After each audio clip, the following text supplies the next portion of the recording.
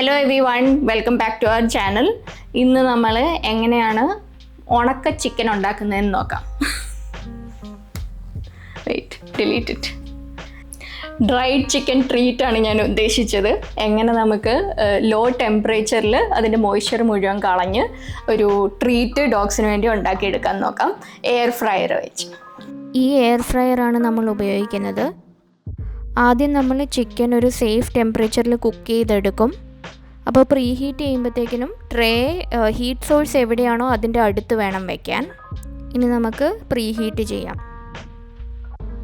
First തന്നെ നമ്മൾ 75 degree സെൽഷ്യസിൽ 5 minutes ആണ് പ്രീ ഹീറ്റ് ചെയ്യേണ്ടത്. ഞാനിവിടെ 3 ഫ്ലേവറുള്ള ചിക്കനാണ് റെഡിയാക്കി വെച്ചേക്കുന്നത്.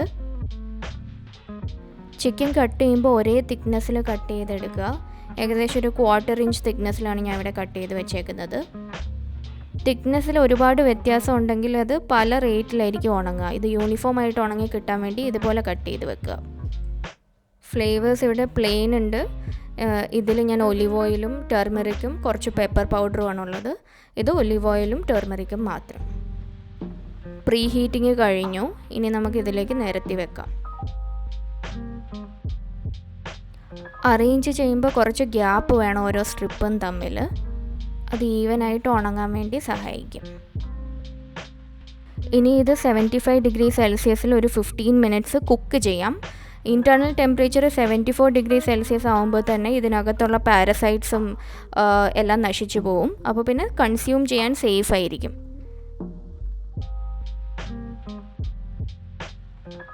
കുക്കിംഗ് കംപ്ലീറ്റ് ആയി കഴിഞ്ഞാൽ ഇനി നമുക്ക് ഡ്രൈയിങ് ഫംഗ്ഷനാണ് ചെയ്യേണ്ടത്. അതിന് 70 ഡിഗ്രി സെൽഷ്യസിൽ സെറ്റ് ചെയ്തിട്ട് മാക്സിമം ടൈം ഡ്യൂറേഷൻ നിങ്ങളുടെ എയർ ഫ്രയറിൽ എന്താണോ അത് സെറ്റ് ചെയ്യാം. അപ്പോൾ എനിക്ക് 60 മിനിറ്റ്സ് ആണ് ഉള്ളത്. അപ്പോൾ ഓരോ 60 മിനിറ്റ്സും കഴിഞ്ഞ് ഞാൻ ചെക്ക് ചെയ്യും ഉണങ്ങിയോ ഇല്ലയോ എന്ന്. ഞാൻ 1 മണിക്കൂർ കഴിഞ്ഞ് ഇതൊന്ന് ഫ്ലിപ്പ് ചെയ്തായിരുന്നു.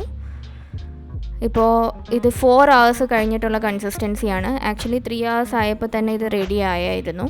കുറച്ചുകൂടെ ക്രിസ്പി ആയിട്ട് എടുക്കാൻ വേണ്ടിയിട്ടാണ് ഞാനൊരു എക്സ്ട്രാ അവറും കൂടെ കൊടുത്തത്.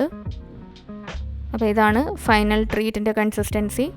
ഇതിനി ഫ്രിഡ്ജിലൊന്നും വെക്കേണ്ട കാര്യമില്ല. എന്തായാലും നമ്മൾ ഇതിനെ 74 ഡിഗ്രിയിൽ കുക്ക് ചെയ്തതാണ്. അപ്പോൾ ഇതൊരു എയർ ടൈറ്റ് കണ്ടെയ്നറിൽ പുറത്ത് തന്നെ വെക്കാവുന്നതാണ്. ഇടയ്ക്കിടയ്ക്ക് ട്രീറ്റായിട്ട് കൊടുക്കുകയും ചെയ്യാം. ഇതിൻ്റെ ടെമ്പറേച്ചർ റൂം ടെമ്പറേച്ചർ ആയിട്ട് മാത്രം ഒരു പാത്രത്തിലിടുക. അതുവരെ ഞാൻ വെളിയിൽ വെക്കുകയാണ്.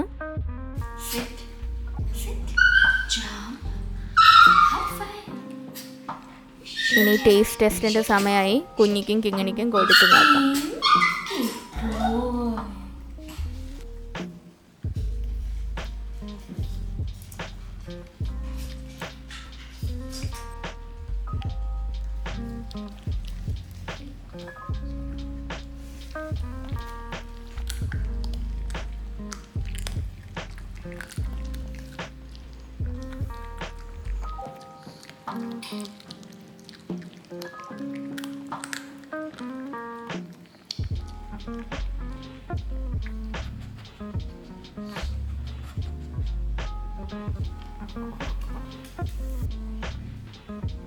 അപ്പോൾ കുഞ്ഞിക്ക് നന്നായിട്ട് ഇഷ്ടപ്പെട്ടു, നിങ്ങൾ കണ്ടല്ലോ.